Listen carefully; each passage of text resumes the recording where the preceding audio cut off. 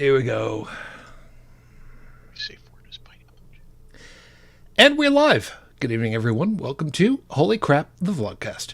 Vlogcast comes from a skeptical point of view to answer some of the questions of why. This Vlogcast started as a combination of spite and the Streisand effect because Joey, Dalan, and I wanted to piss off people left, right, and center because they've been pissing us off, and it just seemed only fair. Policies follow through with the old adage, sometimes the journey is more important than the destination. I am your main host. I am known as Shujin Tribble all over the place, so you can find me under that name. Easy enough. Shujin. Hi. Yeah, I've got stuff to explain in a couple of moments. Give you the roundup on everybody. Midwest of the U.S., where it's bitchin' cold right about now. Brigid, hi. Good evening. Hi. At least it's not snowing. That's true. Hey, I heard that one of the great ways of warming up out there right now is to burn down the house of the guy that used to be the vice president. Is that still a tradition going on out there in Indiana, or did you guys stop doing that? I'm not sure. I think he went near Columbus, and I'm not sure how he's faring. I really haven't kept up with him.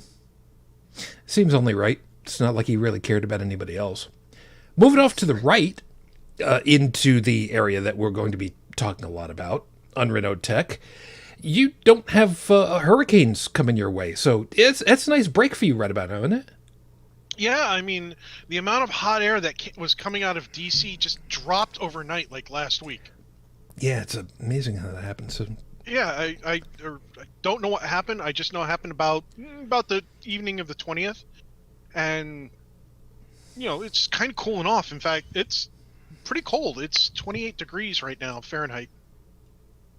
So it's actually it's below 0 centigrade. Yeah, close enough. Yeah, it's burr. And -1. over the water, where it's Celsius all the time.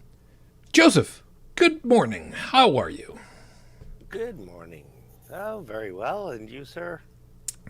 Yeah. So that's a perfect segue into this all. I hurt. I am in full body hurt right now, which explains part of why I am not wearing my hat. I'm slowly sipping on orange juice, and I am wearing my wife's pink and white fluffy robe because it's comfortable. Yes, I'm wearing regular clothes under it all. No, I'm not doing it by podcasting rules, and I'm wearing pants, shorts, not the UK version of pants. I mean trousers, or they're shorts. All right, leave me alone. Dude, you're fine. I hurt. All right, so Just don't say dress pants. yeah, that's. Wouldn't that be like Superman? I got to tell you, the best clothes that I've picked up this entire pandemic, in terms of being comfortable, whether I was sitting down, walking up and down the stairs, taking the dogs, taking care of the cats, whatever, it didn't matter what I was doing, was the Duluth Trading Company pants, the khakis. Yeah, not familiar with. It's okay. Nothing wrong with that. Yeah, and I haven't worn a hole in them yet. So that's a a start. win for me. That's a start. Ooh, So I just see where we might actually get some weather this evening. Not sure if it's going to be snow, rain, mix, or what. Interesting. Okay, sorry. Carry on. forgive me for being an absolute pedant pluck right about now, but you're gonna have weather Yeah, they're not really anyway. sure. They're not really sure what form of precipitation we're going to get. It could be freezing rain. It could be sleet. They're not really sure. Good luck. Yeah, but there's a special weather statement that they've just put out, so. Fair enough. Yay. Clear skies all night. Oh, lucky you. All right, so the real quick and dirty is that I took Tiny Tribble to school yesterday, which no big thing. I mean, it's roughly an hour and a half out, roughly an hour and a half back. I say roughly because depends on what's going on with the traffic, which is not that big a deal. The biggest impediment, however, was the snow that had accumulated on my driveway, which unfortunately necessitated a very, very long amount of shoveling. Now, I know, there are a couple things about that. I have a long history about snow and clearing snow off my driveway that's been unfun. Short version of it is the gas snow thrower that I have does not want to start. It has an electric starter that doesn't want to start. It has a pull cord that also doesn't want to start. It could be a matter that just needs to be serviced because, I mean, it's been a long time. I truth be told, I don't remember the last time I actually serviced it. I don't remember the last time I actually used it. Or the last couple of years I haven't needed to. So, I am in full body hurt. It took me 2 full breaks to get clear, which meant taking a shower and then laying down for a few minutes before I got myself together enough to go out again. So, 4 hours of that, and then taking him to school, and then coming back, I basically said, I'm done for the day. So today I'm chock full of Tylenol and Motrin. I kind of have to double up on dosage because these drugs don't really work that well on me, and I get discouraged because I go by what it says on the label, and then it's like, yeah, but this stuff doesn't work, and then I don't use it, and then I realize, oh, I have to double up, and then it works. Whatever. Something tells me that your snowblower made you more tired than the snow itself. It was a little annoying because I'd really like for it to have worked. That would have made it like it would have turned almost a 4-hour job into something more along the lines of like 30 minutes tops. Seriously. The unit I had when I was in New York would have turned a 4-hour job into a 10-minute job. It was the one that had the corkscrew blade on it. Oh yeah. With the huge the exit port. Yeah. Where you actually have to hand crank it to turn it because it's huge, it's on a gimbal and all that shit. Yep, you and me both. Yep. But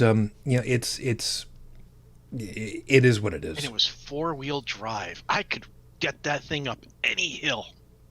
Considering I lived on the side of a mountain. We had to have it. That's fair. So with everything else, just so everybody understands, we are going to be doing a shorter show tonight simply because I want to get myself back into bed. Go ahead, Joe. Yeah, just why did the snowman pull his pants down? You saw the snowblower going. Oh wait, was that the wrong answer? That was the right answer, sir. Okay. See, you never heard jokes like that coming out of Dom DeLuise because he I had something. I don't know where it went in my head. I had a different variation of it in your high, and it was, why was Frosty the Snowman smiling? Same reason. Yeah, because the snowblower just came through. That'll do it. Hi. So, as always, everybody in the live chat, thank you for being over there. Stephanie, hi. I hope you guys are doing okay over there because, I mean, I'm hearing all kinds of wonderful stuff, and yeah, Fearless.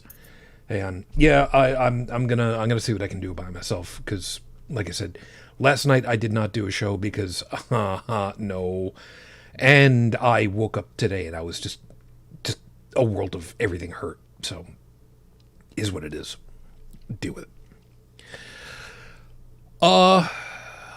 Unleaded gas left in the last fall. Off the top of my head, I have no idea. I'm pretty sure that there is, but I also have typically put, gas stabilizer because, usually when you use a snow thrower, you use it a couple of times during the season and then, oh, look at that, don't need it anymore for, 6-7 months. And then, oh, I should have put the stabilizer. No, I make sure that I do that. So I'm not really worried about that right now.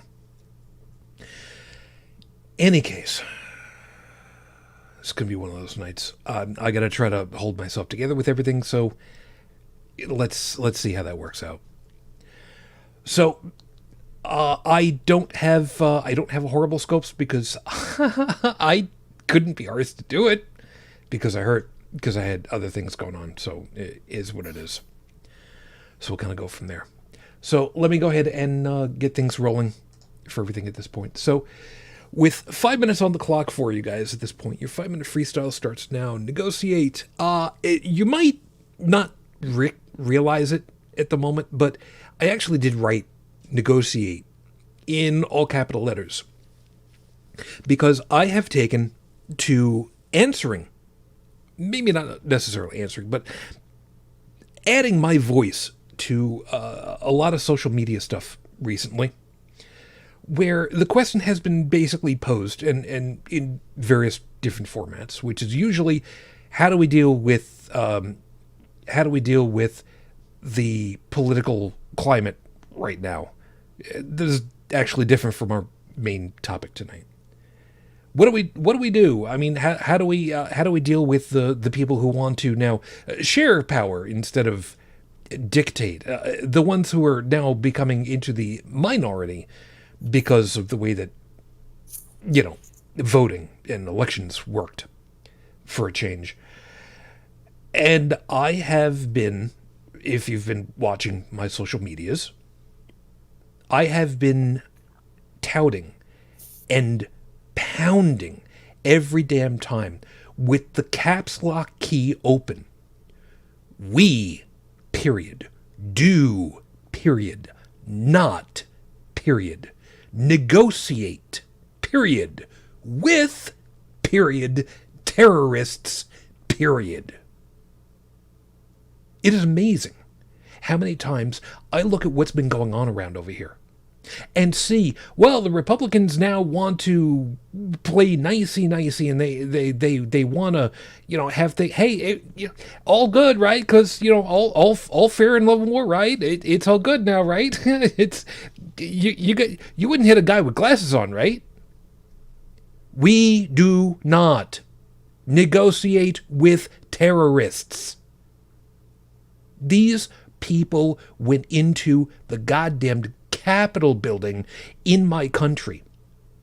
They have gone into state Capitol buildings with murderous intent, with weapons drawn, ready to be used, with tactical gear in place and secured, with nylon ties, not that you would use on the inside of cable management. Oh, no. We're talking about stuff that law enforcement would be using to secure people in a high-volume environment. We're talking about people that erected a goddamned gallows on the grounds outside of the Capitol building. We do not negotiate with terrorists. That's who we've been dealing with. That's what's been going on. And every time I keep looking at what's being said, I have to go ahead and do it again. Because people keep saying, well, this is what's going on and that's going on, and they want to go ahead and do this, and they want to go ahead and have this kind of thing going on, and 50-50, 60-40, everybody's got to be working. We do not negotiate with terrorists. I know that the Democratic Party here in the United States has this long-running and rightfully earned stereotype of being the kumbaya group of, let's all just, okay, we had all this bad stuff happen, let's move on, let's get together, let's make everything work correctly, and everything is going to be fine if we can just get We do not negotiate with terrorists, so help me.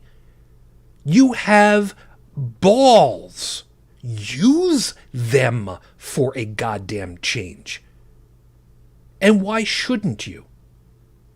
We've seen what happens when you don't hold people's feet to the fire. We experienced it. We've lived through it. Fortunately, we still have voting rights in this country even after it. So what are you going to do? Are you just going to go ahead and say, poor little Jimmy, you know, he got himself all caught up in a bunch of groups of people, even though poor little Jimmy is in his 30s and has filed tax returns for years and knows how to handle themselves? No. You spank the ever-living daylights out of him in the way that works. Do not negotiate with terrorists. You punish them, you prosecute them, and you make an example out of them.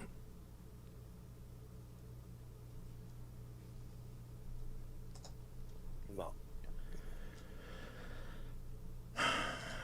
This is episode 346 on the docket, Your Honor. Cult, cult, cult, cult. Yeah, because, you know, the whole drinking the Flavor-Aid. I remembered this time, it's Flavor-Aid, not Kool-Aid.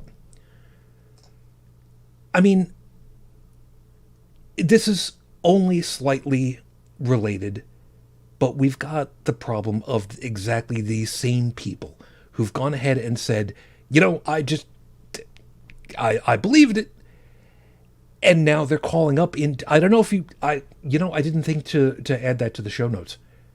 There's one woman called into C-SPAN. Yeah, no, that's still a thing out there, C-SPAN, and was crying and in tears and saying, Mr. Trump, did you lie to me? I don't want to believe that I was taken in, but did you lie to me? And these people are finally, some of them, are finally getting wise. Some of them are just parts of the beast that are eating the hand that fed them in the first place. So the whole thing has become an absolute shitstorm. And it's devouring itself. And rightly so. So now we're in the position of, these are people who are becoming deconverted out of their cult. We hope. So how much should we slap them around in order to tell them you were wrong and you deserve to be punished, versus being nice and guiding them back onto the right rails? Because truth be told, right now, I don't exactly have it in me for a lot of these people to be nice. I didn't go looking up information on Rafe Badawi, unfortunately, for tonight's show. I've been otherwise a little bit busy. So as of the recording of tonight's show, it is 8 years, 7 months, 7 days since Rafe was unjustly incarcerated for thought crimes. Our hopes or thoughts are still with you and your family. We are still waiting. And that's as far as I'm going to go, because I'm even talking this much now has actually been uncomfortable. So who wants to start off and have a little fun at everybody's expense? what do you mean by that?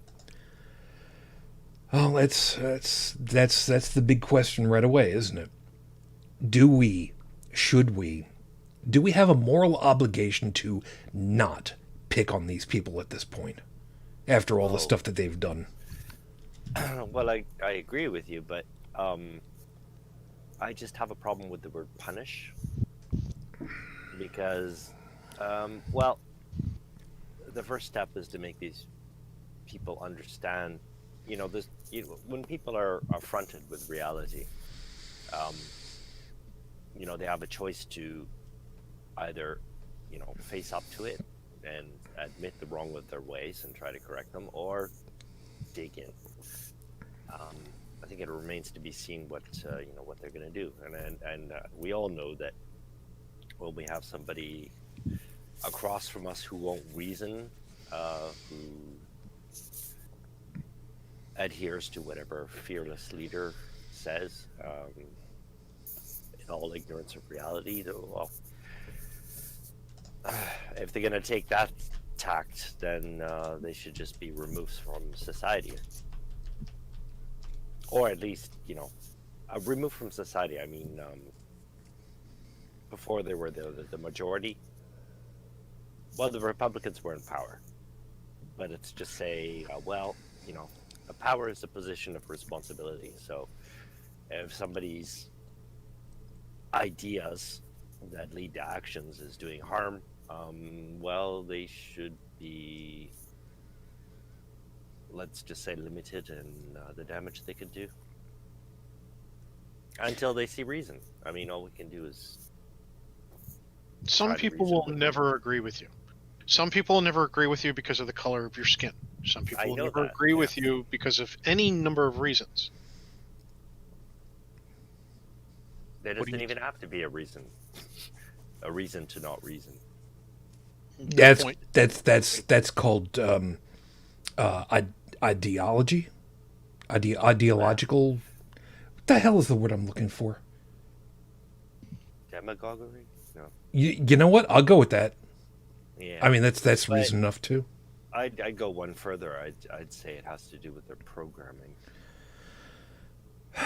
Yeah, there They is were that. just programmed that way. But here's the problem of what you were just talking about, though. In this country, and obviously we would know a hell of a lot better than you because I mean why the hell would you be paying attention to our political scene? It is fair. I've never watched CNN so much over the past weeks, and Yeah. since Can't say I blame you, but it is fair to say that over the last 12 years, it's fair to go 12 years at this point, even more, that when the Republicans have been in a position of power, not authority, power, they have abused it at every turn. Yep. Every It's been turn. I've been watching U.S. politics since Reagan. I Mm-hmm. mean, and it's just history repeating. You know, the Republicans come in with their fucking marionette that distracts everybody from what's really going on in the destruction of the economy behind the scenes. You know, all by the corporate interests or whatever. They spend some time in power, and then basically the Democrats have been the cleanup crew, Yep, it's fair. and so on and so on. Every time. Every goddamn time. And the one in particular that I'm thinking of that makes it abundantly clear to every goddamn body who has a shred of decency and a shred of objectivity to them, even just a shred. Ruth Bader Ginsburg's body wasn't even cold before they went ahead and said, let's go ahead and put a new Supreme Court justice up there. Oh, the last time that we had this, it was too soon before an election. That was because of XYZ rationalization. Yeah, they were called out on their hypocrisy, and they just said, Fuck you. No, do as we dude. say, not as we do. No, dude, don't even. They in all but actuality said, fuck you, we're doing it our way. Yep. In all but actual words. Yes. Well, you know, their attitude is, well, yeah, you were dumb enough to fall for it, so too bad. Yeah. And that's been the historic problem with the Democrat Party, hasn't it? To make sure everybody's on board for whatever reason, I'm not going to ask anybody else to reveal. I will say, I am not affiliated. I am not registered with any political party. I am an actual independent because I align with a lot of the stuff that the Democratic Party wants to do, or at least claims to. But I tend to be far and away more progressive than what they do. They are the closest that affiliate with what I want and what I want to see done. So I want people to understand where I sit in my position and why, just so that nobody can go ahead and say, well, you're conservative on this, and so you're kind of partly Republican, and you're kind of partly libertarian, and I'm all over the goddamn map on a lot of different things. So don't ever pigeonhole me. because I will screw your mind up. You know, for a long time, I was very pro-gun. Now, I'm a registered Democrat because there are many things that I want to see changed in our country ever since the day I could start to vote. And the majority of the time, the Democrats are aligned with those changes.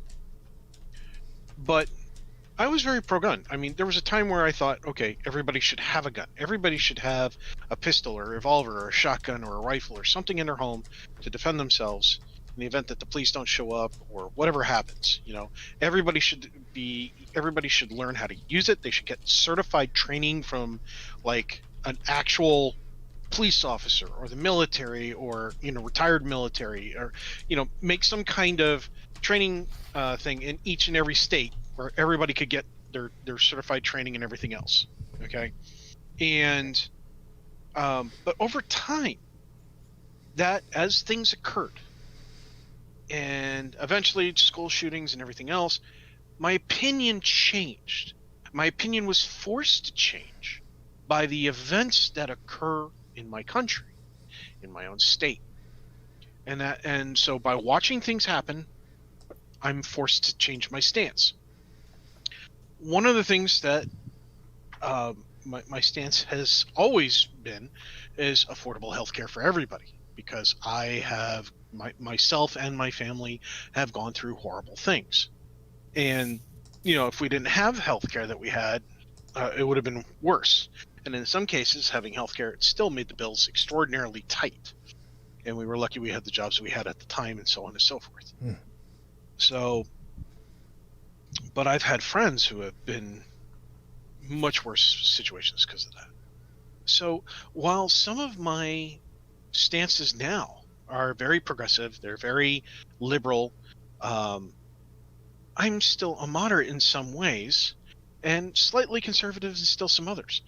But because of the things that I think are the most important changes that need to occur, I technically still align with the Democratic Party. Now, having been a Democrat as long as I have, watching the party as long as I have, I can tell you the number one problem they have: coming together and agreeing on something uniformly. And the reason for that is because the Democratic Party is a blend of people trying to get lots of different things done. And when you look at the Conservative Party, it's ban abortion, no restriction on guns, religion over everything else, and speak your mind no matter how racist and bigoted you are. And that's kind of it. Now, granted, it's blunt, and it sounds worse than how they advertise it, but that's because it's blunt. It's not sugar-coated. Politics is the act of sugar-coating stuff, and typically to try to get to a middle ground between two or more disagreeing parties. And if you have a good compromise, nobody truly leaves the table happy, because everybody got a little bit, but nobody got everything. And so there's some disappointment there. But the focus should be on the winning parts that everybody got.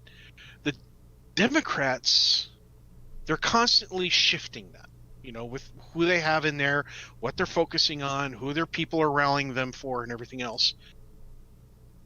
The conservatives in the Republican side don't have that problem, because they want to do some horrible things, and there's a few of them, and they're very broad, and it's very easy to accomplish things under, you know, hateful things, harmful things, and hurtful things, and then code it in sugary language. Whereas with the Democrats, they actually have to sit down, flesh things out, and try to come to different agreements within themselves before they even get to the House or to the Senate.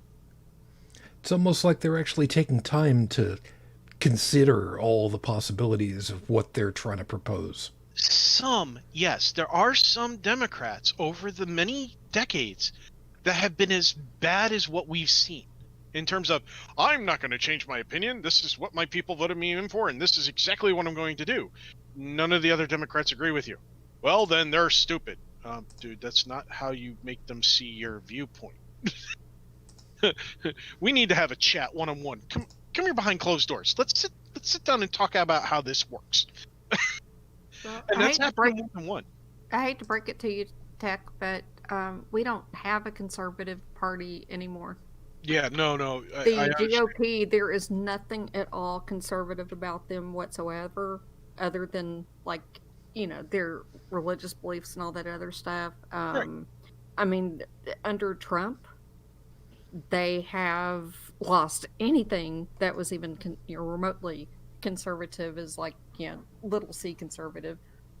And apparently Trump made it very clear, was it this afternoon, that he will be a force to be reckoned with and will be involved in politics. And he talked about forming, another third party, and now that's got the GOP freaked out. So, like it or not, Trumpism is going to be the party, and the people in the GOP will kowtow to it and let this happen. But that's amazing if he does start another party, because then you're going to have the Republican bloc. It's going to be divided. Well, he's not just the Republicans- threat. Well, just the threat of his doing that, or making the GOP go, oh, we need to embrace Trumpism so he doesn't split the party. Well, even if he does it, like I said, it comes down to, when it comes down to voting, because you've got the Tea Party Republicans, who became the Trumpists or whatever. Yeah. And then you've got the real, between quotes, conservatives. Yeah. That's going to split. And the Republicans- conservatives are going to It's a either go GOP. along to hold It's a- power, Yeah, or but they're wait a second, because there's what's going on here is because it's going to be dividing the Republican. It's a two-party system now. It's about 50-50. right. But if the Republican Party gets split in two, the Democrats are going to win every time. But that's my No. point, is because of this threat, they're not going to split. They're going to consolidate around Trumpism because they want to hold power, and that's he's too- threatening to primary them with more, crackpots. I think And it's a bit too early to say. no, It- they're already starting to shift. Yeah, and as it's been going on, it has become less the quote-unquote lowercase c, I should say, lowercase c conservative party, and been much more. It is. I think it is fair to say. Trumplicans. I They think it are is. Trump- I think it is fair to quantify them as somewhere between, or somewhere blended between, oligarchs and theocrats. But But just watch what happened in Arizona today, though. Wait a minute. Wait. I think I've got the wrong term. Was it plutocrat? Yes. they're Sorry, plutocrat. That's what I Yeah. was. I got the wrong term. But if you pay attention to what happened in Arizona today, I did not. What did I miss? Re-elected their batshit crazy head of the Republican Party narrowly after she got the endorsement from Trump. They are going to censure Cindy McCain and try to have her thrown out of the party, as well as their governor, and trying to think who else it was, one of their senators or something, because they defied Trump's wishes and spoke out against what he was doing. So they're being censured, and they've already been told that the ones who did not vote to overturn the Arizona results, they're going to be primaried. Stephanie's also commenting that worked in the UK. The Brexit Party is the reason we have a bunch of fanatics in the House of Commons. Yep. It's annoying to a degree that I can't even describe, when you've got these groups of people where their entire platform is, we want to do what that guy wants to do. And that's what they're going to do. They didn't even have a platform. No, they didn't. This election, it was just like, whatever Trump wants, that's our platform. And And ones that's- who were going to speak up are starting to cave now, and they're going to go along with him because they don't want to lose their power. And that is the exact description of what a cult is. We want to do what that guy wants to do. Mm-hmm. Now, yeah, you can turn that around and say, well, what about the people that want peace in our day, who go ahead and say, I want to do what Martin Luther King wanted to do? That's not the same thing by any stretch of the imagination. Yeah, it has a lot to do with what the goal is of that person. When you say, I want to do what that person over there wants to do, and that person over there wants to do something that benefits the majority of the Americans in the United States, okay, then it's typically viewed as that person is trying to do a good thing, okay? And then you can go and examine that thing. And when you take the approach of, why do I want to do that? Let me look at this. Okay, well, it seems to be a good thing. Nobody's made any real bad points about it. It seems to be something that we could possibly do. Okay, let's support it. That's typically how you make progress. Now, sometimes people say, I want to do that thing over that person's doing, and they see that person doing something mean to somebody else. By mean, I mean they're calling them names, or they're beating them up, or whatever. Sometimes that person's doing it because they're afraid that they're going to be next. So they think if they jump on that party's bandwagon, that person's bandwagon, they won't be targeted. Sometimes they do it because they are disturbed in the head and they like hurting people. Sometimes they do it because in their household, when they were raised, that's what their parents did or their neighbors did. And now they're living in an area where they can't do it, and they want to go back to what they remember because it was comfortable for them. It could be any number of reasons they've jumped on that, but they're quite possibly not re-examining the why of jumping onto that. They're just going with it. That's exactly it, because when you look at somebody else doing something, right, you can imitate them because there's reason in it, or you can do it just out of sheer blind instinct. I know for a fact that there are people that I've had personal conversation with, men to be specific, who idolize Trump because he could say things like grab him by the pussy and get away with it, where they knew that if they said that in the office environment, they would get fired, they'd probably get blacklisted, they may never find a job again, and then the way everything is in the court system, they might lose their house and kids to a divorce, yada yada yada, whereas he's getting away with it on TV, recorded the whole night. And so they're looking at that going, I want to be that guy. He's getting away with all this stuff. He has the freedom to speak his mind, even if it's hurtful and hateful, and I want that same freedom. Why does he want to be that guy? That's because they want to be able to make sexist jokes. They want to be able to say those things. Why? And not have the repercussions that society currently puts on us. The question posed is why? And I think one of the biggest answers is because they think they're entitled to do it. And they're upset that they get told not to. What's the benefit of doing that? Because they get to feel big. What is the benefit of kicking a person when they're already down? For some people, it makes them feel even more secure in who they are and where their place in life is. Why do people go into a retail outlet store or a retail store and bitch and moan and try to get the poor retail employee fired when the store is out of a limited stock item, when the advertisement literally said no limits, no holding, no rain checks? Or limited item, no holding it, no reservations, and no rain checks. Meaning you come and you get it or you miss out. End of story. If there's 50, there's 50. When they're gone, they're gone. And I say this because I lost track. I lost count of the amount of times that somebody came in and told me that they were going to get me fired because the latest DVD release, which we only got 100 copies of, sold out in the first 2 hours, and I should have known that they were coming. Mind you, I have no idea who this person is, and I don't give a damn. I just want to say shut up and go away so I could go about restocking shelves and helping other people find stuff. Because it's all about me. Exactly. And that's exactly... It's a lack of empathy. But that's the dividing line for me, because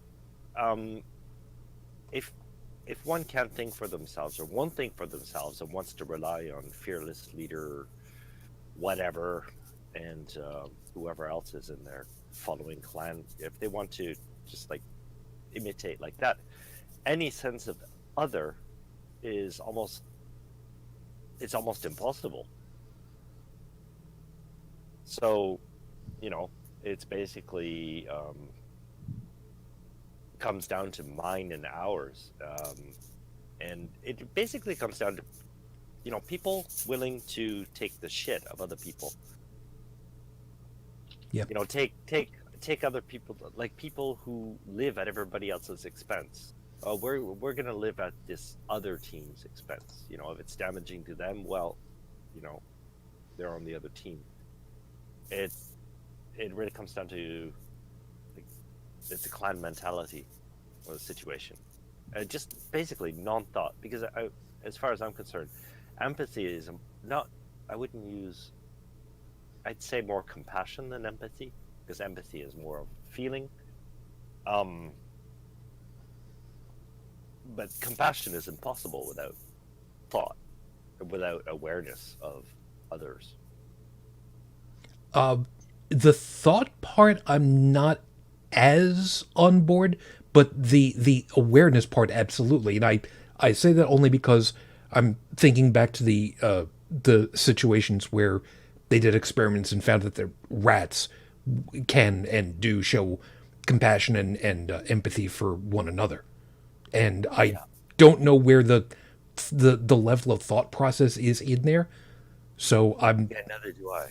Yeah. If I was Sam Harris, I would be. Let's just say I'd have I've already got a test group ready if he's willing to play along. But I mean, I would really like to see what's going on upstairs in a Trumplican mind, and well, there's a lot of things I like to see. I mean, even in the quote-unquote extreme left, I'd like to see what's going on there too. Because I mean, we seem to have two areas of I would hesitate to call it fascism, but just letting somebody else decide for you what's good for you. And the extreme left is all inclusive, and the extreme right is just all exclusive. But as far as I'm concerned, it's basically the same thing going on upstairs. It's just trying to apply one set of rules to like every possible situation and everybody, or deciding for others. See, It just bothers me that he's got money in a pack now that people threw money at him knowing that he was grifting anyway. And so now he's got money, that he can use for, contributions to candidates or whatever. And he's already said that he's going to be paying close attention to how people vote on the impeachment hearings. And he's also going to be buying television ad time during this period. Well, let's hope the impeachment. So he's not going to go away. And he's trying to get more people that are like, those two QAnon, they're either QAnon or they're QAnon adjacent reps, Boebert and Green. He's trying to find more of that ilk to primary the, quote unquote, old school Republicans. And I believe he'll do it. Do we actually know how much these QAnon, whatever, the believers, quote unquote, how much of the Republican base they make? I would really like to see the statistics on that. There's two in the Capitol right now.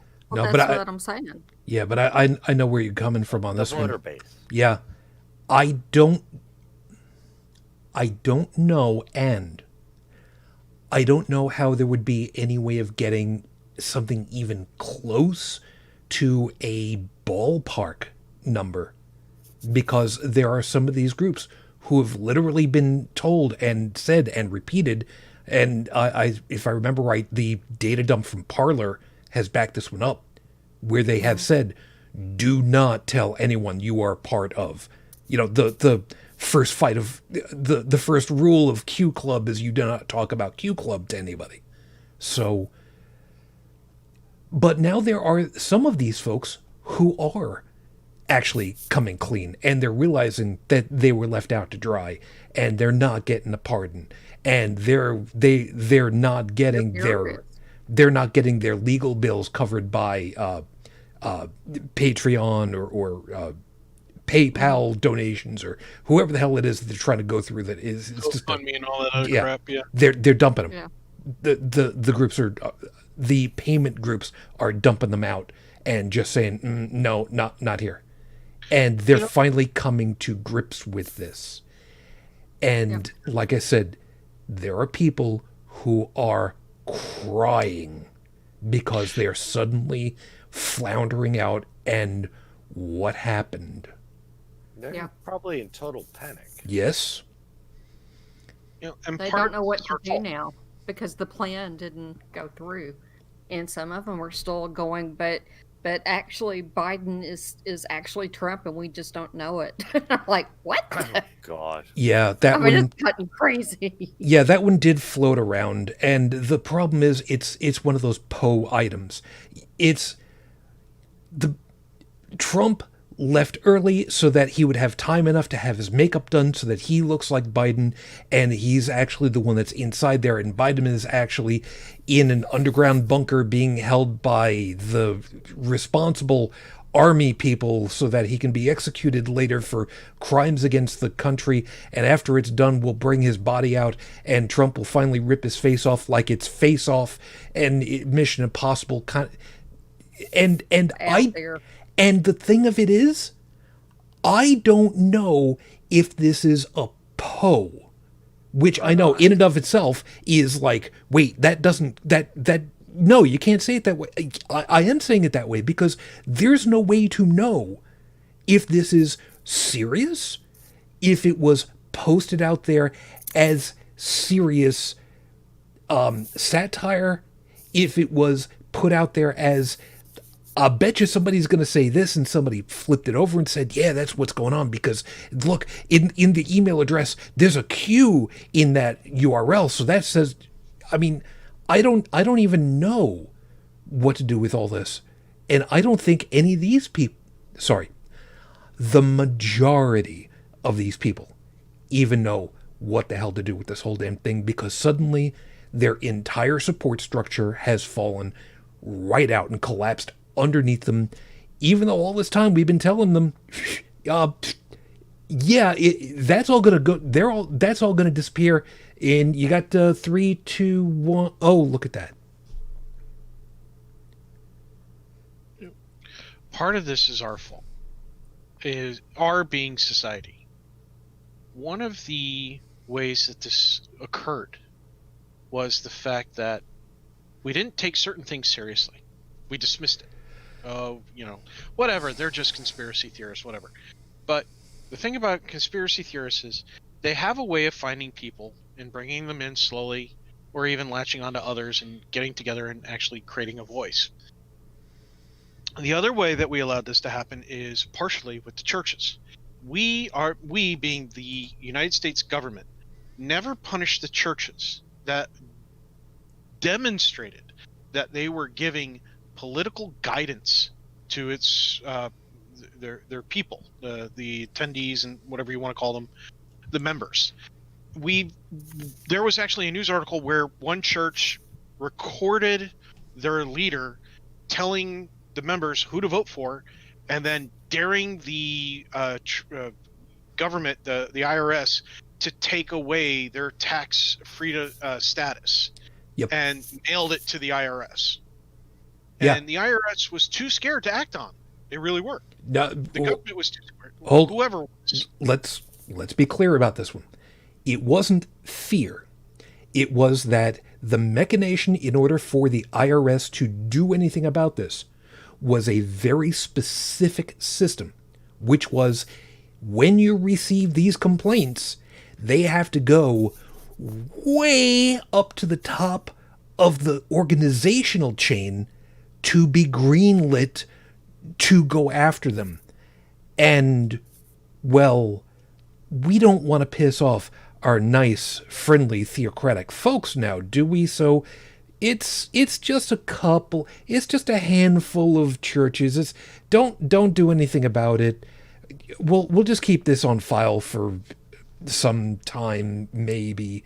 And they didn't bother. Yeah, Don't rock exactly. our voter base.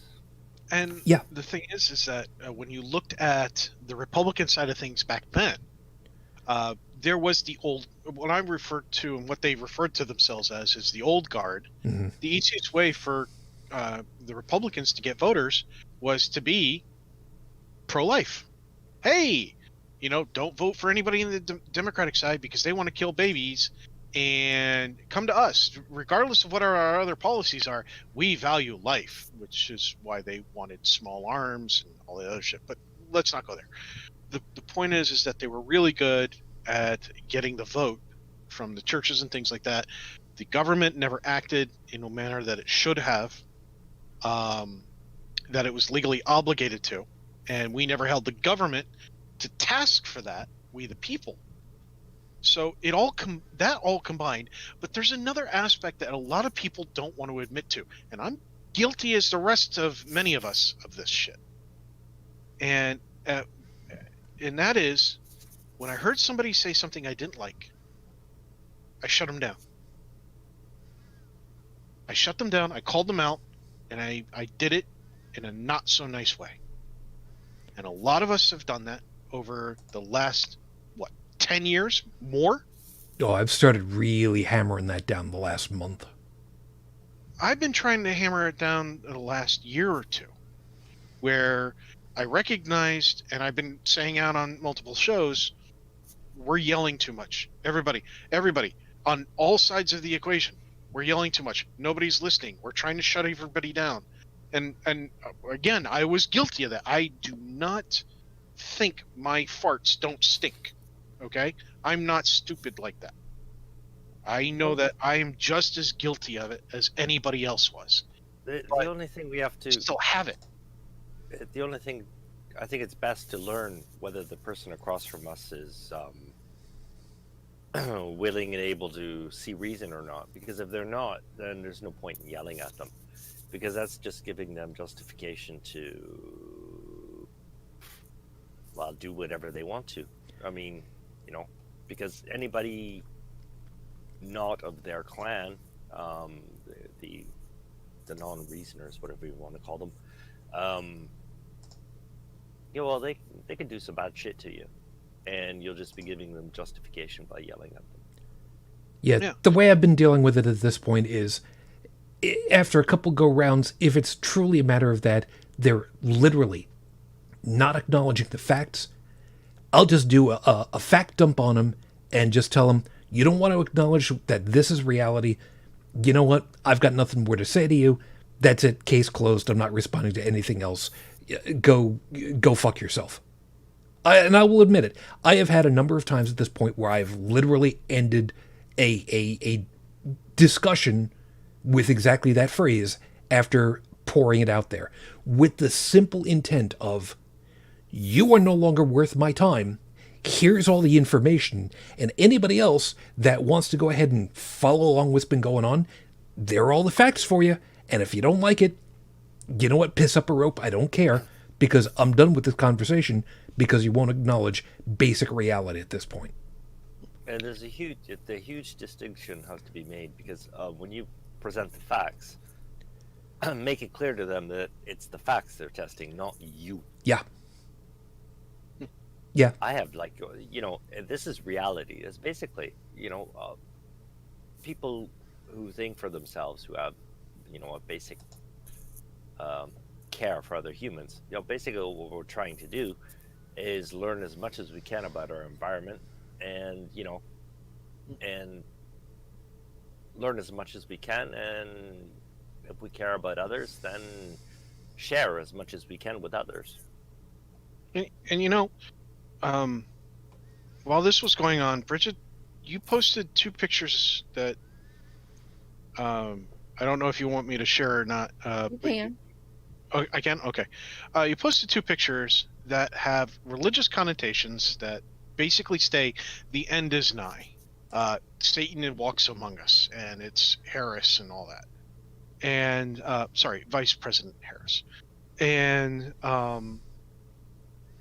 this is the kind of thinking that the churches instill. This is the kind of thinking that religion instills. So by having this thinking, this prevents the person from sitting down and going, well, why don't I like the VP? Is it something to do with the fact that she's a woman, that she's black, that she has Asian ancestry, or is it because she's not my party, or is it because she's pro whatever that I'm anti whatever, versus I'm pro whatever and she's anti whatever that I disagree with her policies? Rather than sitting down and actually analyzing the why and wherefore of the dislike, they're latching onto the religious aspect of it, and there's no real way to argue with that until they get past the religion part that's locked them into their thought process. What you call religion is blind obedience, or it's reacting to like fucking programming. That's what I call it. And are they going to break out of that clique and actually think about it? I think maybe that's not what you're trying to say, but that's what I'd like you to say. No, you've got a good point there, but I think that the problem is not just with religion or the religious. It's that this methodology is specifically FUD all over again. Fear, uncertainty, doubt. If Right, you scare some... Well, let me finish. Yeah. If you scare someone enough, you get a fight or flight reflex. You get them looking for someone to help save them if necessary. And it takes away the rational part because that fear simply overwhelms. Then you've got them hooked in. I'm sorry? If it existed in the first place, because I mean, I think this, this FUD stuff, it's only applicable to a certain demographic. Not? Are we open to FUD? Yes. Absolutely. Everybody is. Here, hold on. Perfect example. If you suddenly had a tarantula on your shoulder. Oh, that's no. No. Hold on. Let me explain. If you suddenly had a tarantula on your shoulder, that would be something that would absolutely scare you, and rightly so. Because it's real. It's demonstrable. Yes. But FUD is spread with words. Yes. It's like suspension of disbelief or suspension of thought altogether. It depends on that. So here's the thing. Let's say for a moment you have arachnophobia. And let's say that I know for a fact that you have it because you've told me. Okay, arachnophobia, for those who are not aware, is the irrational fear of spiders. I don't blame anybody who has arachnophobia. And now, you don't know that there isn't a spider crawling up your back. But I tell you, don't move. There is a spider on your back. You are going to freeze up like a deer in headlights, and you're not going to move. You're going to be scared. Petrified. You're going to be petrified. You won't be able to move. And I now have control over you because I know your fear. Now, where he's going with that is that is a demonstration of what could be used. Using that and extrapolating that just a little bit, if you find a specific trigger for a specific demographic that is enough to push them into that irrational and trusting and scared point, you can manipulate them to do whatever it is that you want, and religion does that in spades. But the difference is, in your example, Tech, like arachnophobia, I've developed this because of something real. It's not like the idea of a spider being like basically the difference. I developed my arachnophobia because of an encounter with a spider or whatever. But I mean, you have a demographic that's afraid of an enemy that they've never seen. Mm-hmm. They're afraid of like ideal enemy like Satan and whatever. Yeah. Yep. You know, Mexicans or whatever. Yeah. You're absolutely right. This because they've even instilled the idea and the fear at the same time. You should be afraid of this. And the people, you know, the most racist people, as far as I'm concerned, have hardly any contact with anybody of any other race. Yeah. I mean, that's part of it. I mean, and Now the other part of it, important. the other part of it is that a lot of these people were given this fear. They had it instilled upon them before they had the ability to rationally think for themselves. And in many cases, their ability to think rationally was Stolen. it was stolen, or it was trampled upon, or it was dampened down, Broken.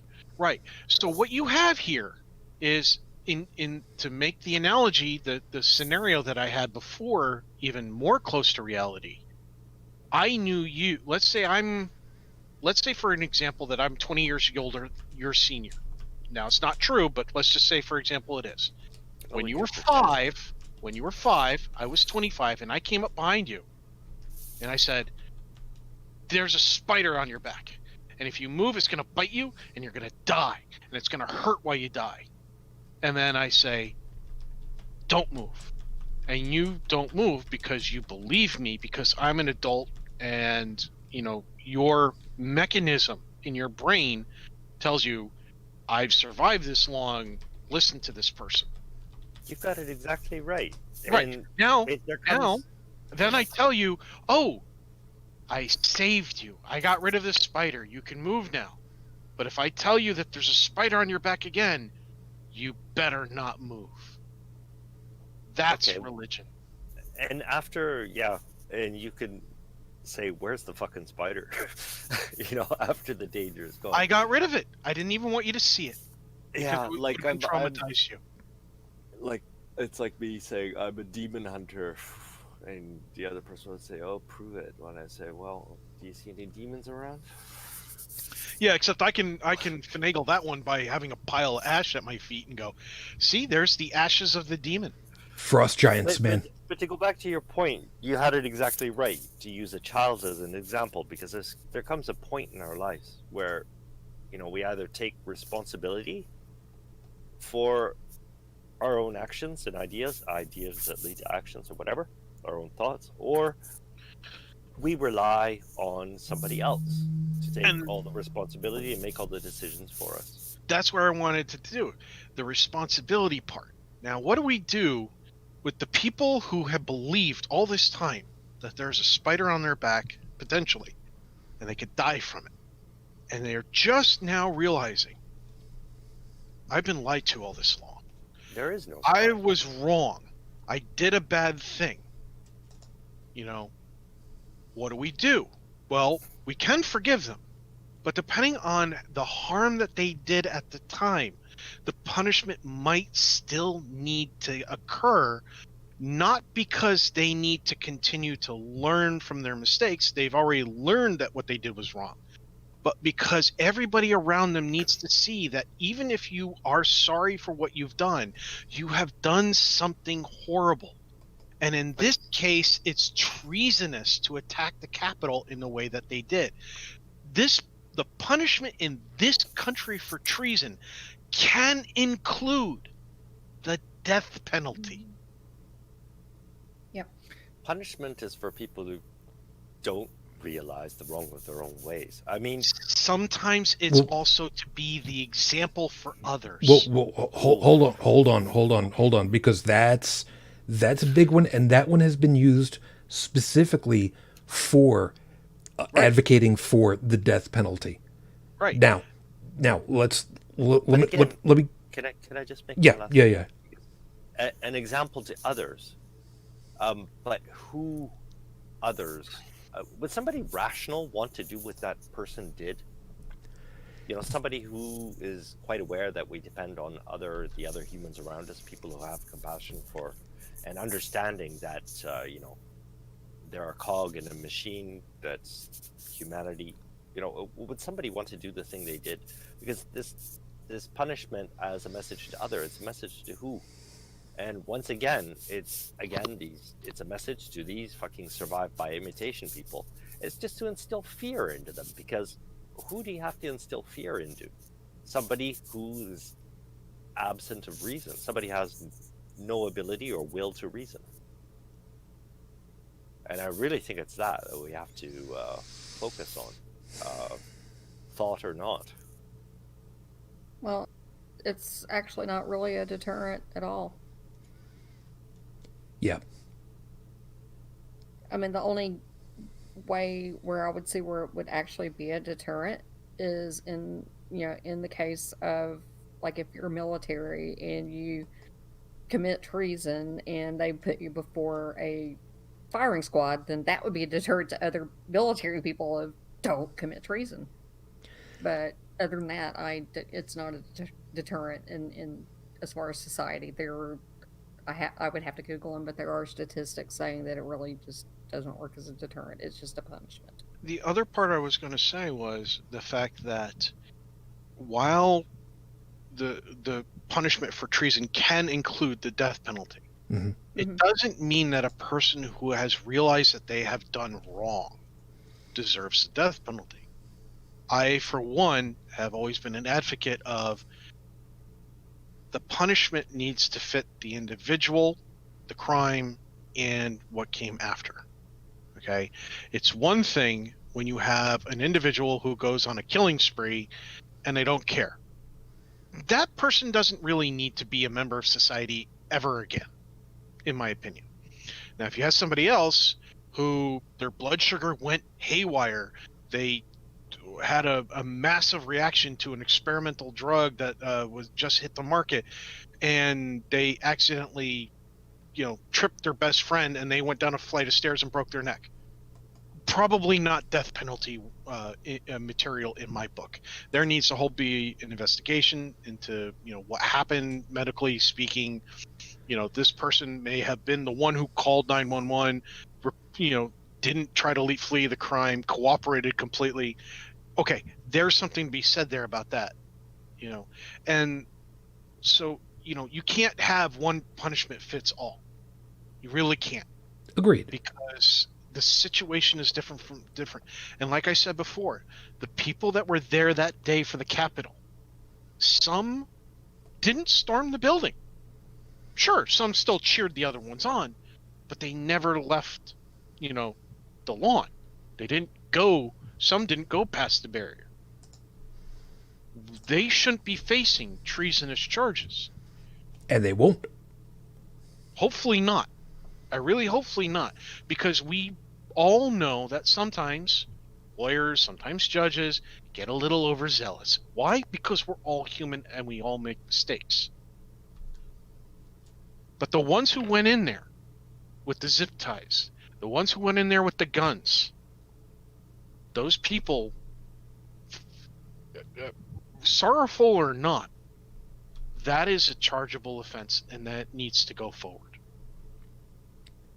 I don't think I'm not advocating death penalty for them. I'm saying they need to be charged with the crimes that they committed, and they need to have their punishments individually doled out. There was one guy, he made the news. Apparently, he threatened to shoot his kids if they told anybody that he was headed towards the Capitol. There's a person who probably shouldn't have custody of children ever again. There's a person who probably shouldn't be working with the general public ever again. Agreed. And yeah. There's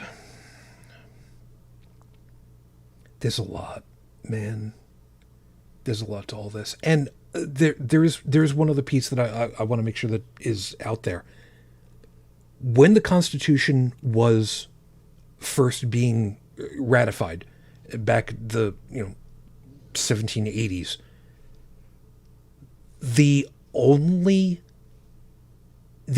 item that they had the death penalty for was specifically for treason. That was the only one. Everything else was you could be fined, you could be imprisoned, you could have both. But to actually have the country say you should not live any longer was specifically if you went and you sold out your country, for lack of a better way of putting it. That was it. Kind of like the lady who stole Nancy Pelosi's laptop and was trying to sell it to the Russians. That That's literally selling out your country.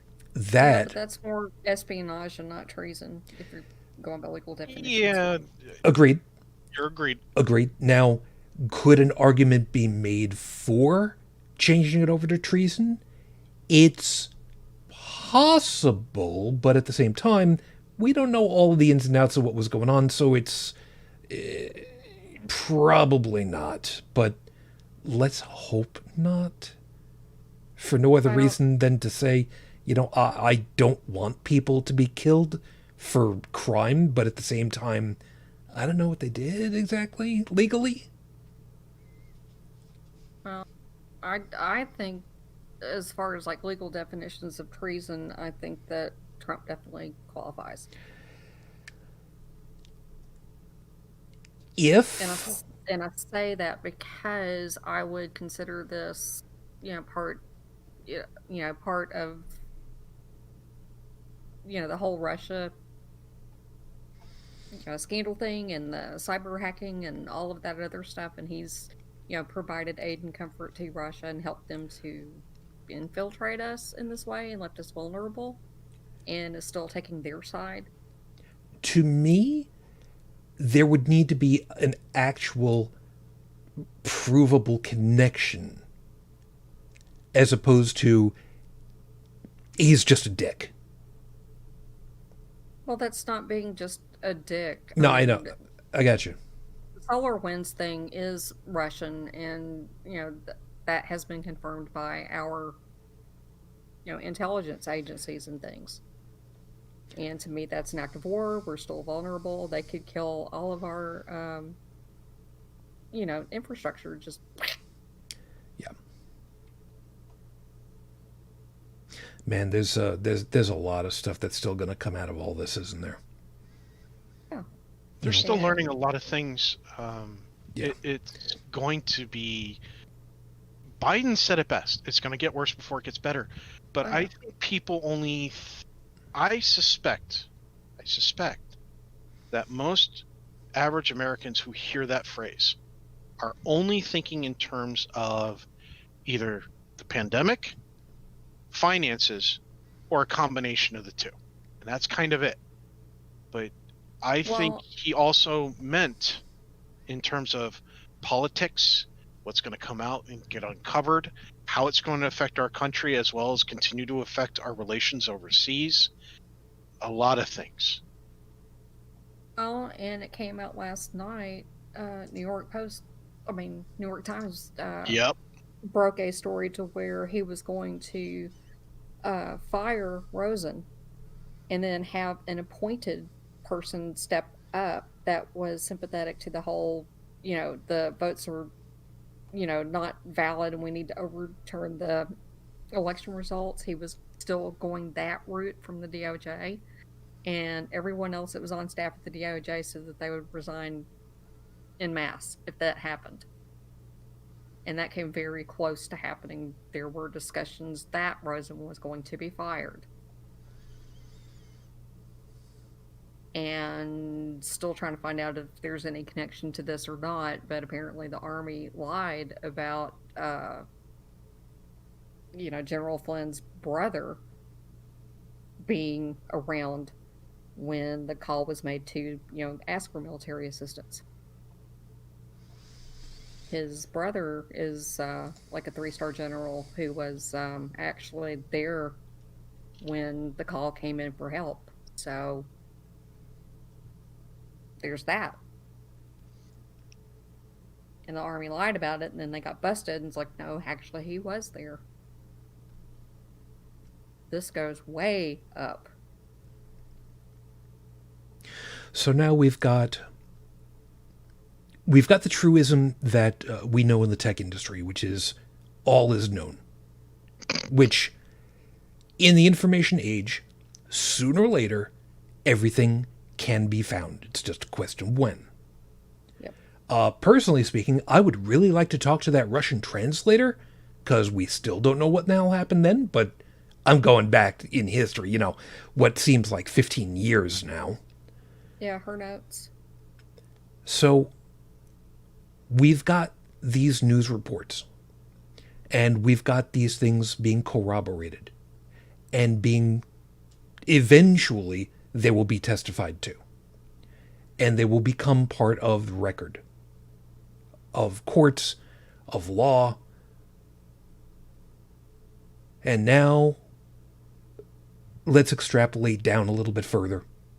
These things are coming out. These things are becoming known. They are being attested to.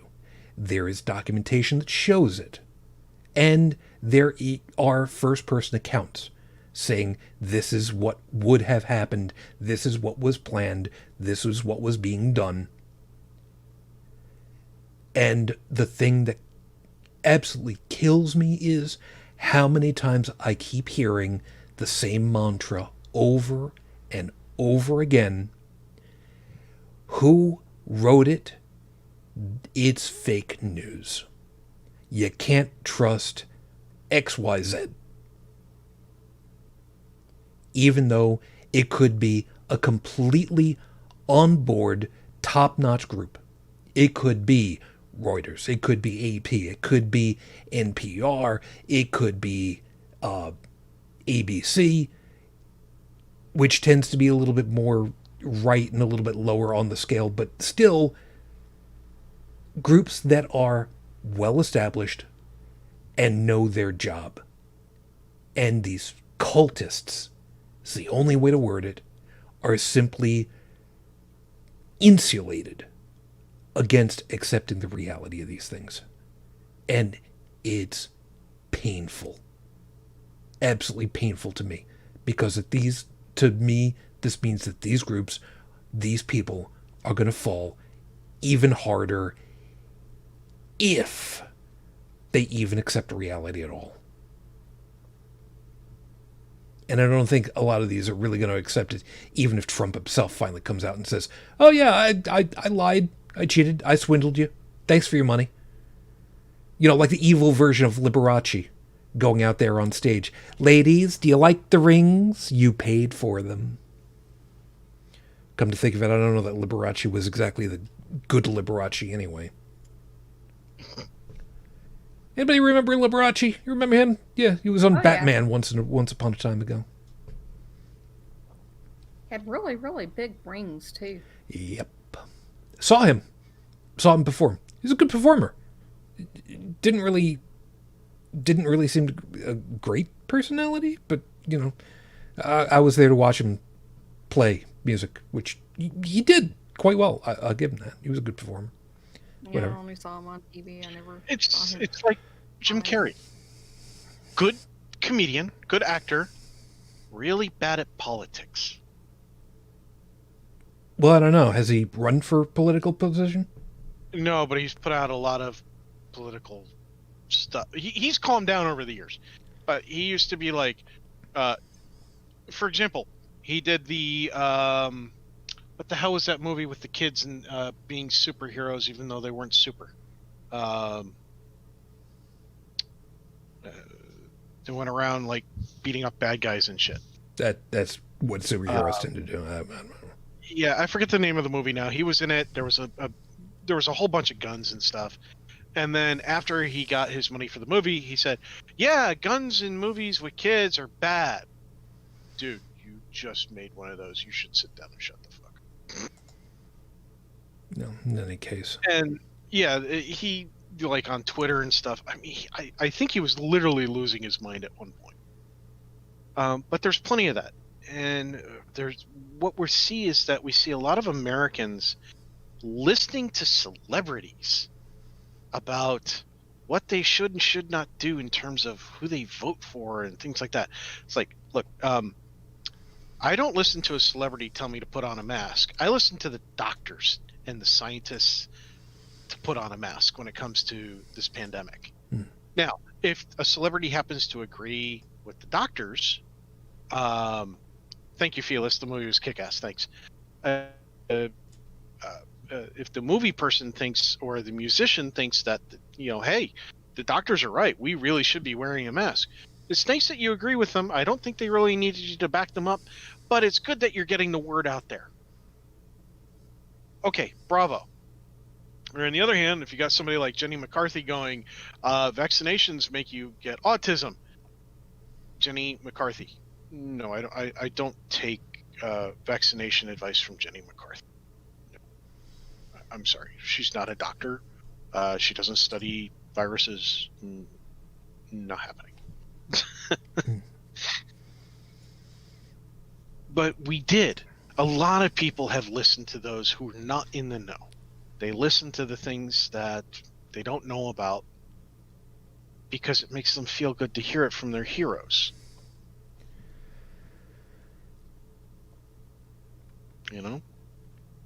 There was a time where if Hulk Hogan had said something that I, as a kid, would have looked at it and would have heard him and said, if the Hulk says it's true, it must be so.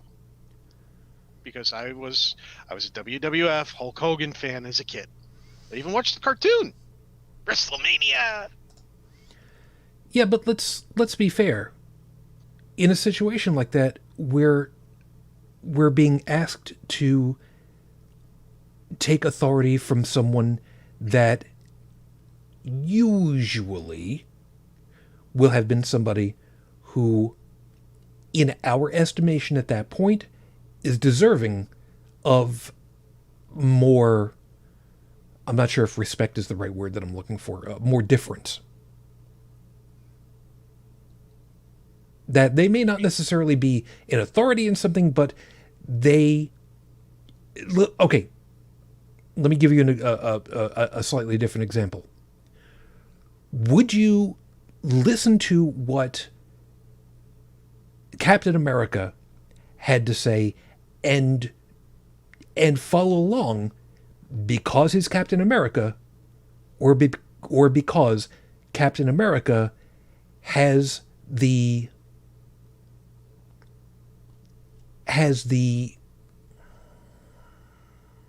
what's the word that I'm looking for here?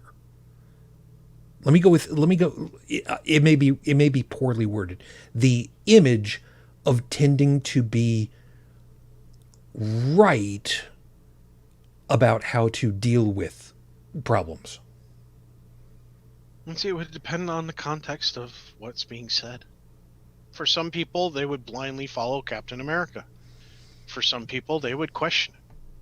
Which one is which depends on how you're raised, your level of hero worship, what's being talked about, what was said, how it was said. I mean, if Captain America said Nazis are bad, yeah, I kind of agree with that, especially with my background. It doesn't even have to be Captain America saying Nazis are bad for me to go, you know what? I agree with you on that particular topic. Doesn't mean I agree with everything you have to say next, but that one, you and I see eye to eye. Yeah, the plant yourself like a tree and no you move line, for example.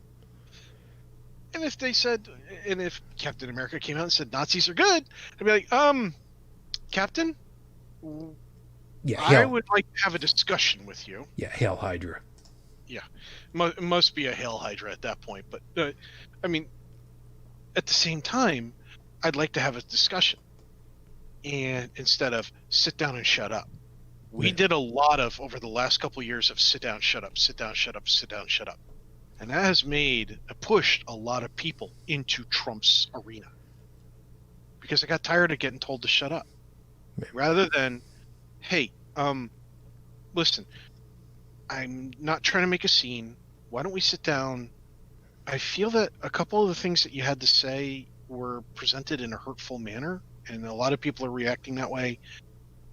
I want to make sure that I got the context of your message right. And, maybe we can reword it so that way you'll have more people who will listen to you, depending on the message, of course. But we didn't do that. We said, sit down. Oh, you should be fired. Oh, you should never be able to say anything again. You should be banned, yada, yada. And we did it. I know I did it. I know a lot of people did it because I could see it being done. And I'm kicking myself for doing it because it helped contribute to the shit that happened. Small problem with that. When you, for years and years, go ahead and say, you know what, fuck your feelings, and it comes back around to bite you in the ass, well, who's to blame? Yeah, and there's that too. There are some people that you tried to have the nice conversation with that told you F your feelings. And then there are some that you tried to have a nice conversation with that said, I can do whatever I want because of X reasons or no reasons at all. But there are some that would have listened. There are some that would have had a conversation if they had been approached differently. And I think as the years went on, with the anger and the rhetoric and the fear and the hatred and everything else that was going on, the division, people forgot how to have a conversation with one another. So some of them are paying the price. They're crying. They're getting upset. And we're going, ha ha, we tried to warn you. You wouldn't listen. You told us to F off. And then there are other ones going, they're not crying, but they are going, I was wrong. Those people, I want to have a conversation with those people. I want to sit down with them and I want to have a conversation. Because it takes balls, man or woman, it takes balls to go, I was wrong. Yep. Those. Good. Yeah. Well, it doesn't just take balls. I mean,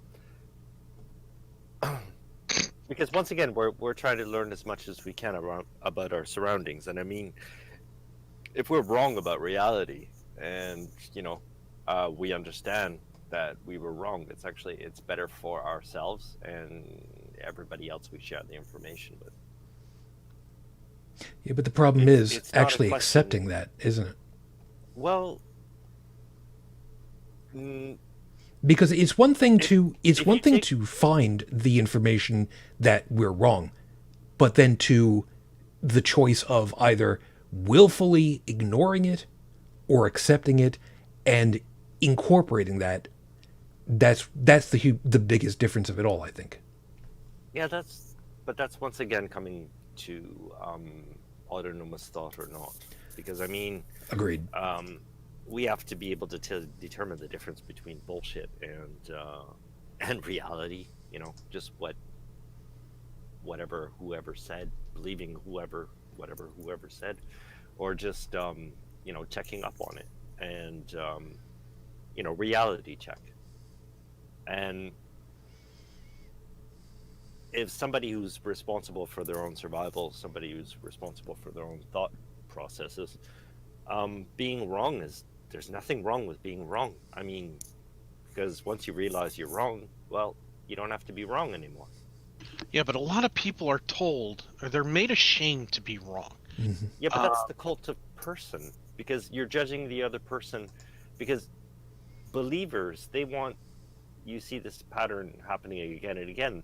They tend to follow people who express absolute certitude about everything, whereas somebody responsible for their own thoughts, they're willing to listen to other arguments and test their own interpretation of reality. It's one camp or the other. I'm sorry for making it so black and white, but that seems to be what's going on. No, in some situations it is exactly that. It's just a really, forgive me for wording it this way for a second, it's a really difficult pill to swallow, and I got that one in my head right now because I'm starting to have shoulder not being happy. So I did say that we were probably going to be a little quicker tonight than normal. So I'm gonna have to see about us wrapping up like straight away. I want to give you guys an opportunity to say whatever left over at this point, because I mean we are going to have to close a little bit quicker. Really quickly though, Stephanie had pointed out they have restarted the Russian investigation, or at least released the current report. Good. Every little bit at this point is, as far as I'm concerned, is helpful, because more information, relevant information, tends to be really helpful, especially when there's a court case coming up, or at least in the Senate, because Lord knows some people need to be hit with a clue by 4, but that's just me. Biden has the tax returns too. Yeah, The New York finally. State tax returns? The Fed. So, Okay. at the very least, that is that is definitely going to be something. And then, to be sure, New York State is going to be looking at this also, kind of going, "Huh, this looks suspiciously like you were inflating prices here and then deflating prices here. That's bank fraud and insurance fraud, and well, those are state charges, and welcome home, sir." I'm kind of wondering, does Secret Service get to sit in a cell right next door to him for protection? I'm just, if I could ask that one really quick. Actually, yes. Oh shit! Yep. I would hate to be on that detail, but he's still entitled to Secret Service protection. For now. Unless he's Holy- convicted of impeachment, he's entitled to it. Holy shit! I didn't even think about that. I was Yeah, joking. I really hope this impeachment thing I've goes been through. following several, Holy shit! constitutional attorney and things like that, and they said, actually, yes.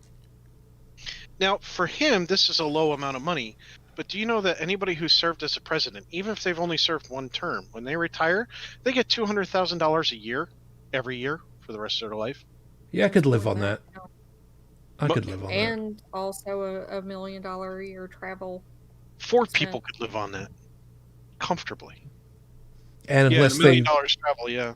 unless they rescind it because they say that they don't want it, Secret Service detail, which Yeah, but Trump's not going to rescind it. He No. wants it. He's already, asked to have it and gotten it approved to have extended to, 13 family members? yeah, and to that end, by the way, Mr.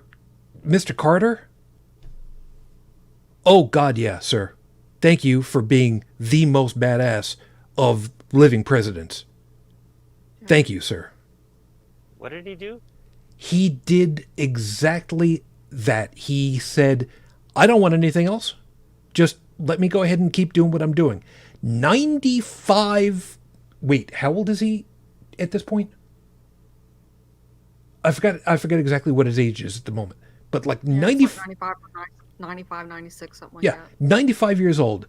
And forgive me for wording it this way, that badass motherfucker keeps going out day in, day out, year after year for Habitat for Humanity, building motherfucking houses with his hands, with people who volunteer to help him out. Badass motherfucker is still swinging a hammer because that's who he is.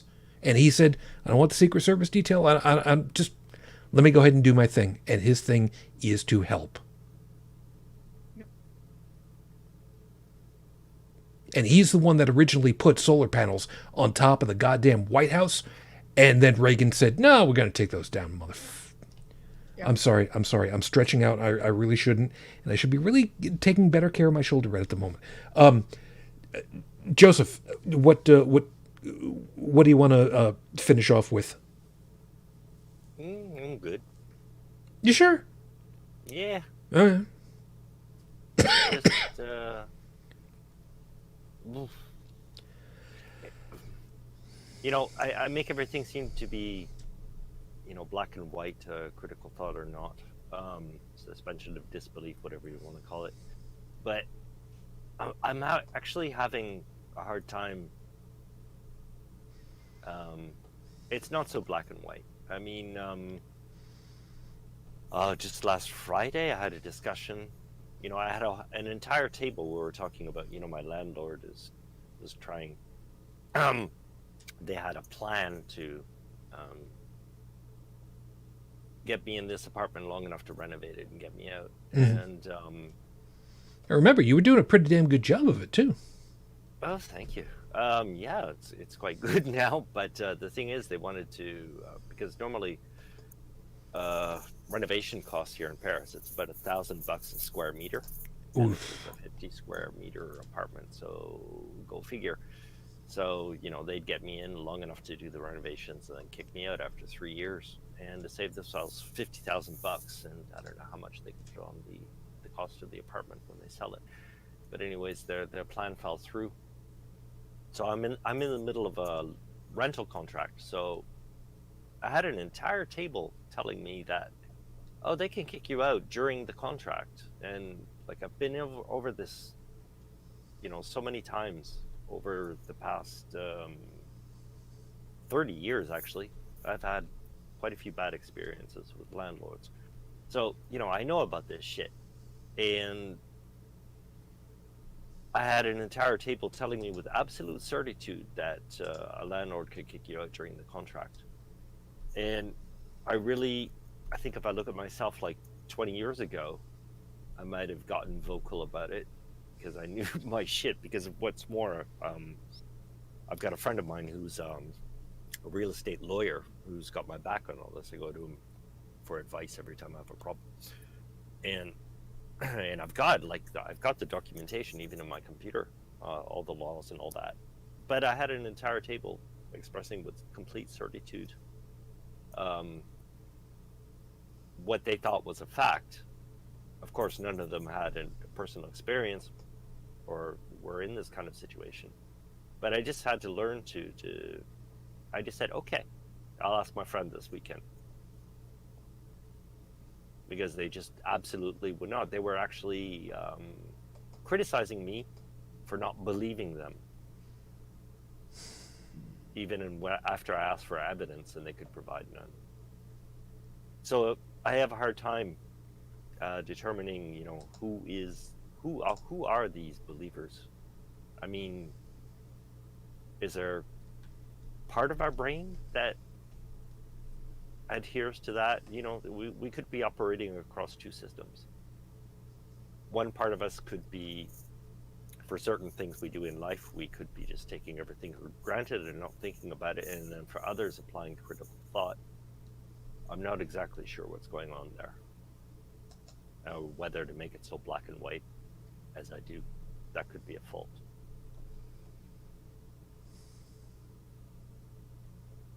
I don't know if that made sense. It does.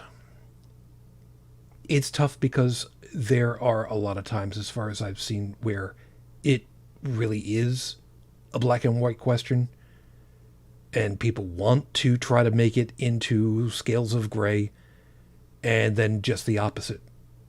So I'm trying to keep myself out of a lot of that. You're talking about apologists? No, maybe not officially so much as folks that have just got real don't want to dig properly into whatever. I got too many things going on in my head. Yeah, I can tell you, I'm like halfway through a debate with watching a debate about slavery with Matt Dillahunty and two apologists, and yeah, well, rather than answer a question directly, they just distract into Circle the drain. Yeah. What aboutism? Others are just like not even answering, not even addressing the question. And some people would rather do that than appear to be quote unquote wrong. Anyways, yeah. Fair enough. Tech, what last item you got? Like I said before, the ones who have said, I was wrong, and they demonstrate remorse. Okay, let's sit and have a conversation. Let's talk about what happened, what led you down that path, so that you can learn to identify it in the future.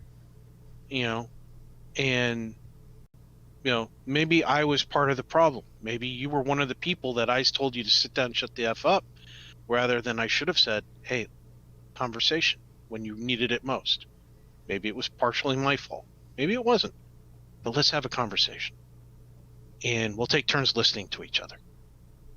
As for those who said, F your feelings, and now are crying because they're not getting what they want, not that they feel remorse, they're crying, they're upset, and they have no remorse. I got nothing on those people. Go sit in a corner. Go cry it out. Do whatever the hell you need to do. Leave the rest of us alone to fix society from the crap that you supported.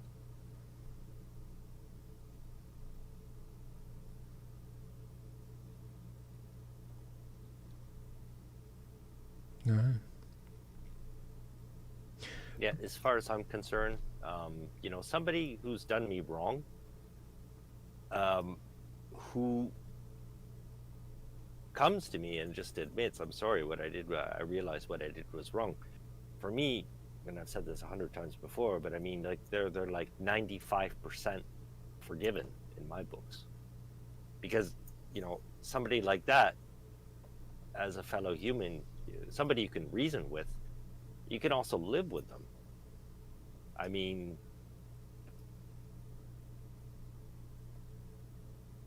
yeah, I don't know how else to put it.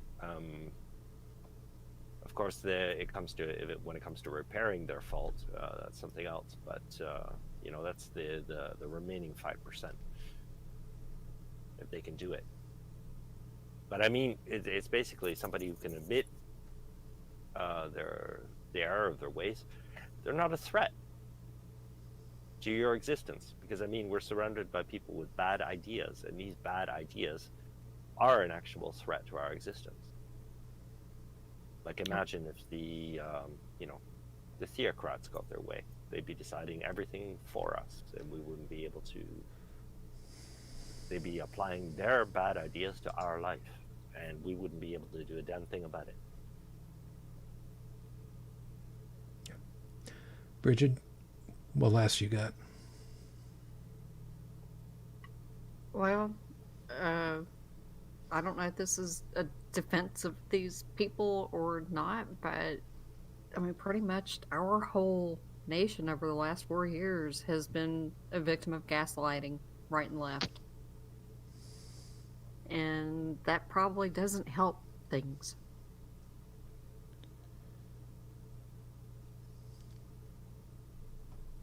And I have noticed that, Fox is starting to double down again. And I forget who the person was, one of the lawmakers, is now saying that we're all responsible. We all share responsibility for what happened on the 6th. And it's like, no, sir, I don't. That's it. There is something to be said for telling these people who have admitted wrongdoing that you've got respect. Because coming out of any cult is tough. There is also a line that I have remembered correctly that some presidents have not. Fool me once.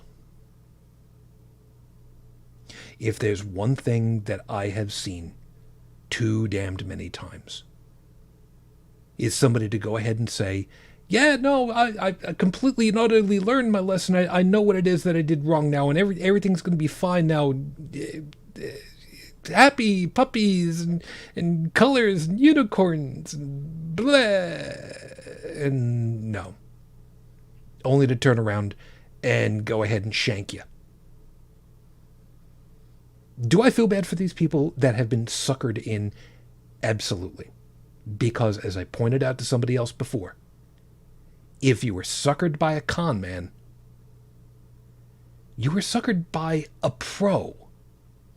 You don't get upset at a magician for fooling you with a sleight of hand trick, because that's the profession. That's what they practice. Now, I get that. I get that people have been duped. But when people have been duped in their 30s,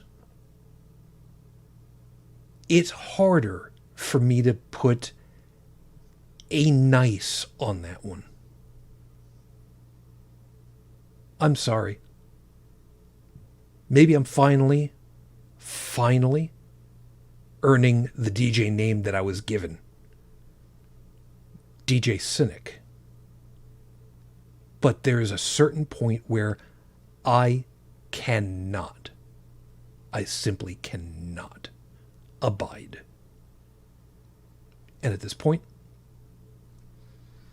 I'm sorry. I simply cannot. I will not just simply sit back and say, it's all good. Because that is a toxic relationship. That is an abusive relationship.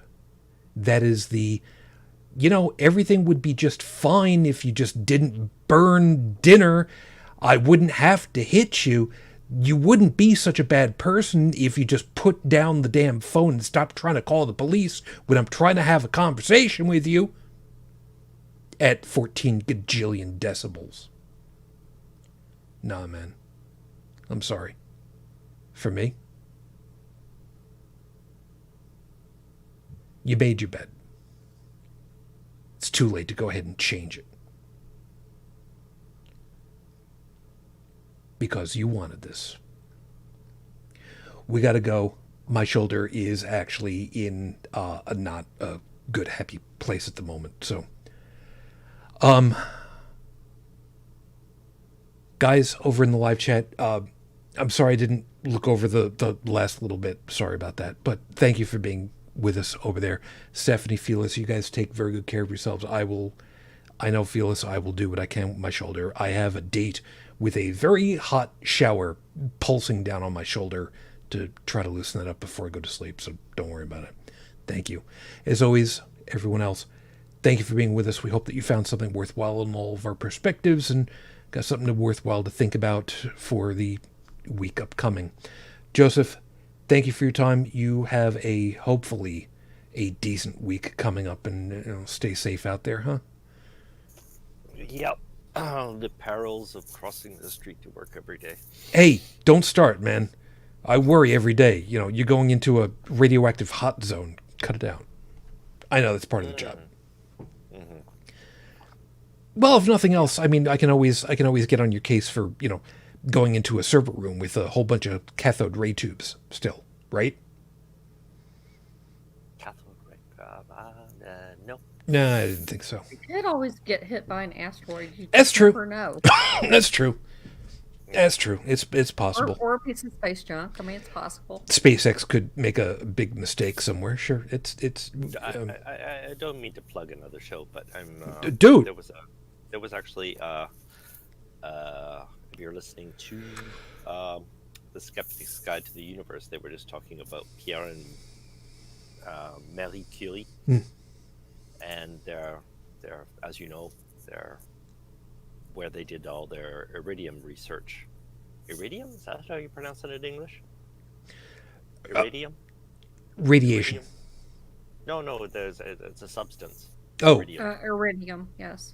Yeah, and there was a debate whether it was one of the most radioactive substances on Earth. But anyways, yeah, well, where they did all their research that killed Marie Curie, it's on my campus. So we'll see if we can find the specific. If you start glowing, that's a hint. Oh, well, more flashlights. He's not going to know because I mean, if all of them starts to glow, it's his eyes is going to glow too, and I mean, you won't notice it at that point. Yeah, magneto. Yeah. All right, anyway. Even so, still, you all take right, care of yourself. Yeah, you all take care of it. Thanks for having me on. No worries.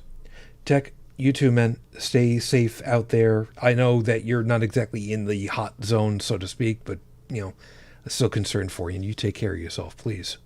I'm trying, man. That temperature drop from that lack of heat from all the hot air coming out of Washington, just stopping overnight. We got a cold front, man. See, Yeah. It just, ow, Who needs a polar vortex when you have that happen? No kidding. I mean, Canada's sending a lot of love our way, but it's just like, dude, that's not as cold as the lack of heat from before. I don't know, man. AOC's Yeah, been kind of lighting it up a little bit. Well, I've been seeing where the Canadian support people are like, now what are we gonna do? Yeah. Yeah, I saw that too. I feel bad for them. But still, you take care of yourself, man. Thank you. Yeah, you guys too. Brigid, yeah. I don't know what to say at this point other than, please take care of yourself. And if you happen to have a spare computer hanging around, I'd love to be better friends with you. Okay. See, this is a thing from before the show started, so you Yeah. people don't know what's going on. By the way, Brigid, Uh-huh. now that they're not there, do you still have something to say about Mike Pence? I mean, he's not Well, there I anymore. mean, You can keep saying why it. did he have to come back here? I mean, really? And it's bad enough that we're stuck with his damn brother as a senator. God. Or is he a representative? Yeah, I don't know. There's probably a reason why. I mean, Rikers is a little bit overstuffed right now, so Oh, and DC didn't want to keep him, so he had no choice but to go somewhere. you don't have to go home, but you don't stay here. Yeah. So he's Closing back time. here. Just Sorry. What's the expression? Don't go away mad. Just Go away. Just go away. Just go away. just go the fuck away at this point. Anyway, Brigid, Go the F to sleep. thank you very much. You try to take care of yourself, please. I will. Anything you want to plug? Anybody you want to belt with a clue by four now that you don't have to worry about the NSA having a little bit more fun at our expense? Oh man, I would love to take a clue by four to so many people. Can't say I blame you. So I guess basically it comes down to let's just get a. I'm sorry. I'm suddenly thinking about somebody going into the over into the rotunda at the Capitol with one of those money guns, but instead of having money inside of it, it's a whole bunch of pieces of paper with numbers on it. Everybody gets a number. Yeah, who's got one? Yeah, Brigid's in the next room. Go ahead, see her. That's about as good as I got.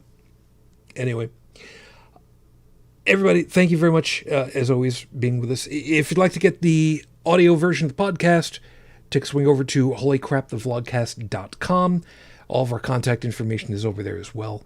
The phone number, if you'd like to leave us a voicemail message, is 859-HCTV-554, 859-428-8554. I would really love to see an actual phone call come through instead of, hey, we're trying to contact you about your vehicles. No, no. Oh, you're lucky you're getting the vehicle ones. I've been getting the ones for the purple pill or blue pill or whatever the hell the color is. Yeah, I don't know. I don't take it, so I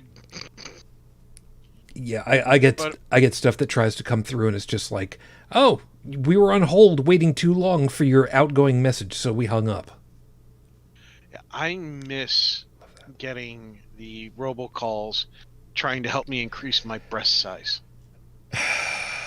That one always made me laugh. I am referring this call at this point to the authorities because I am personally targeted by what's just been said as an Italian.